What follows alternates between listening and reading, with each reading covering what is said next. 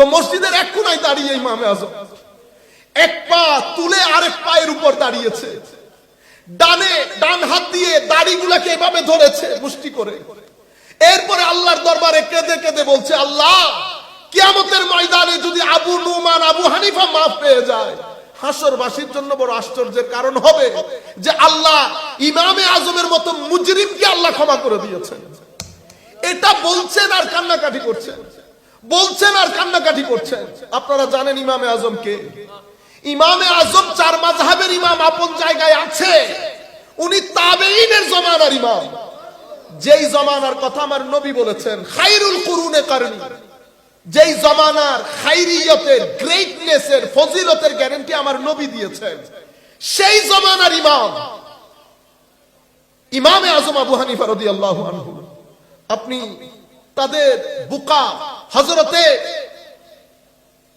আলে বাইত রাসূলের অন্যতম ইমাম বলা হয়। ইমামে হাসান ইমামে হুসাইন আলাইহিস সালামের পরে ইমাম জাফরুস সাদিক রাদিয়াল্লাহু তাআলা আনহু, যাকে কুল কায়নাত ইমাম হিসেবে মেনে নেয়, ইলমের ক্ষেত্রে, জুহুদের ক্ষেত্রে, তাকওয়ার ক্ষেত্রে, ইখলাসের ক্ষেত্রে, ফিকহুদ্দীনের ক্ষেত্রে, সেই জাফরুস সাদিক রাদিয়াল্লাহু তাআলা আনহু হযরতে ইমাম দাতা গঞ্জ বখশ আলী হুজবেরি রাদিয়াল্লাহু আনহু। উনি জানেন দাতা গঞ্জ বখশকে? যার মাজারের মধ্যে হযরতে খাজা মাইনুদ্দিন হাসান সঞ্জর, আর উনি দাতা গঞ্জ বখশ আলী হুজবে, যার মাজারের মধ্যে হযরতে খাজা বাবা খাজা মাইনুদ্দিন চিশতি 40 দিনের বেশি চিল্লা করেছেন। প্রথম যুগের আল্লাহর ওলি হযরতে দাতা গঞ্জ বখশ আলী হুজবেরি, উনার কিতাবের মধ্যে কাশফুল মাহজুবের মধ্যে উনি এনেছেন এই কথা। হযরত সাহাল তুস্তারিকে দেখে জাফর সাদিক বলছেন, সাহাল তুমি তো অনেক বড় ইমাম, মানুষ তোমাকে মানে, তুমি তো আসলেই সৌভাগ্যবান। হযরত সাহাল তুস্তারি বলছেন, হুজুর আপনি আমার কথা বলছেন? কই আমি, কই আপনি? আলে বাইত রাসূলের ইমাম। এই কথা বলার পরে জাফর সাদিক রাদিয়াল্লাহু তাআলা আনহুর দুই চোখ বেয়ে পানি পড়া শুরু করেছে।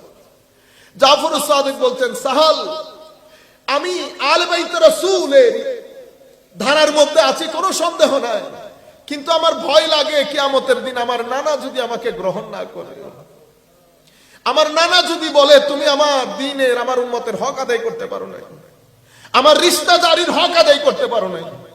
এটা বলছে আর কান্নাকাটি করছে।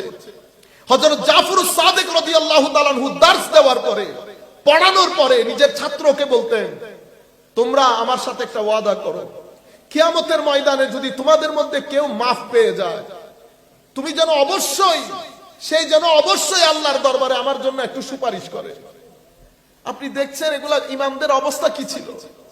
এখন আমরা স্টেজের মধ্যে আমরা এমন ভাবে কথা বলি মনে হয় যেন আমি মরার পরে সুজা।